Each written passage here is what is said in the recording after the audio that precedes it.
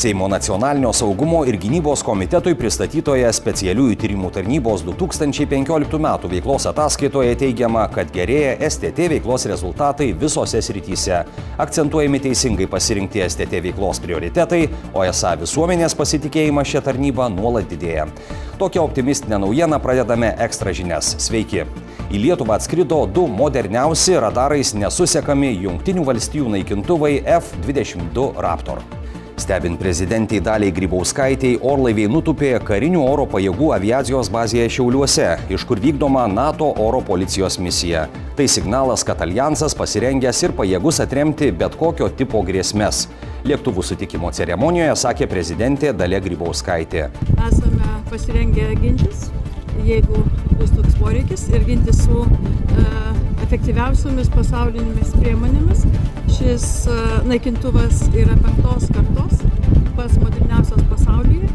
Ir tai demonstracija, kad Jungtinės valstijos vykdo savo įsipareigojimus ir yra pasirengusios ginti mūsų regioną visomis moderniausiomis priemonėmis. Toks netikėtas apsilankymas įvyko, kai regione paaštrėjo įtampa dėl incidentų susijusių su Rusijos naikintuvų manevrais šalia amerikiečių laivų ir lėktuvų Baltijos jūroje. Pasak prezidentės, kaip rodo Ukrainos pavyzdys, Rusijos agresyvūs veiksmai, ginkluotės telkimas aplink Lietuvos sienas yra grėsmė Lietuvai. Amerikiečių oro pajėgos turi beveik 200 naikintuvų F-22 Raptor, o Kongresas yra uždraudęs juos parduoti užsienio valstybėms. Lietuvoje šiandien oras skrodė ne tik amerikiečių naikintuvai, bet ir vadinamieji dronai, kurie padės pareigūnams miškuose ieškoti naminukės gamintojų. Nuo šiol policija Samanės virėjus gaudys bepiločių orlaivių pagalba.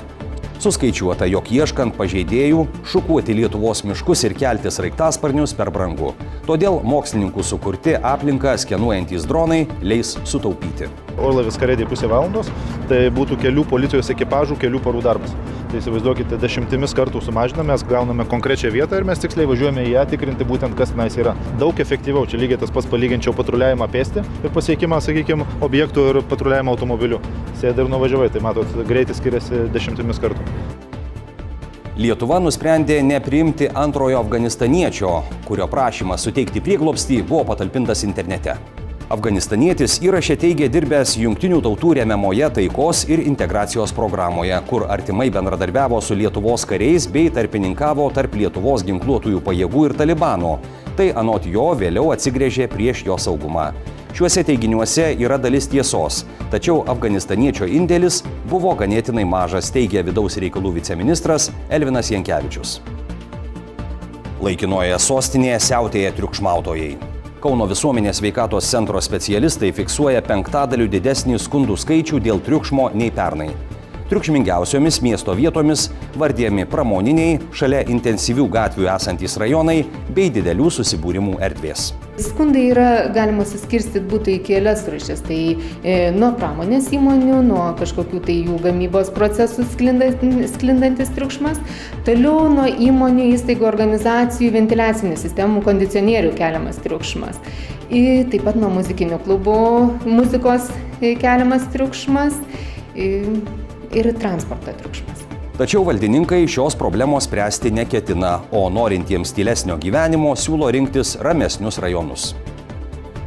Paskelbta, kas šiemet Kaune nusipelno metų gydytojo, metų vaikų sveikatos puoselėtojo ir kitų garbingų apdovanojimų.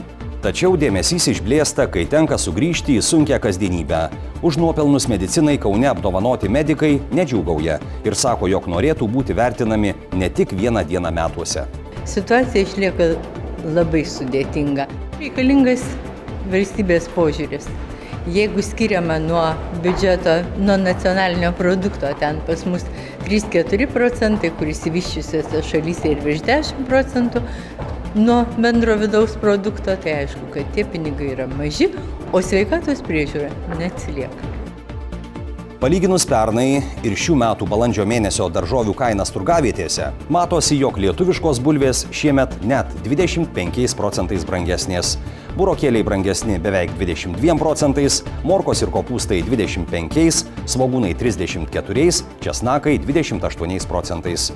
Tokią informaciją skelbė Žemės ūkio informacijos ir kaimo verslo centras, tačiau nutylima, kaip keičiasi žalumynų kainos. Vidutinės pomidorų kainos turgavietėse balandžio pradžioje buvo apie 10% mažesnės nei pernai tuo pat metu. Kilogramas pomidorų turgavietėse vidutiniškai kainavo beveik 2 eurus.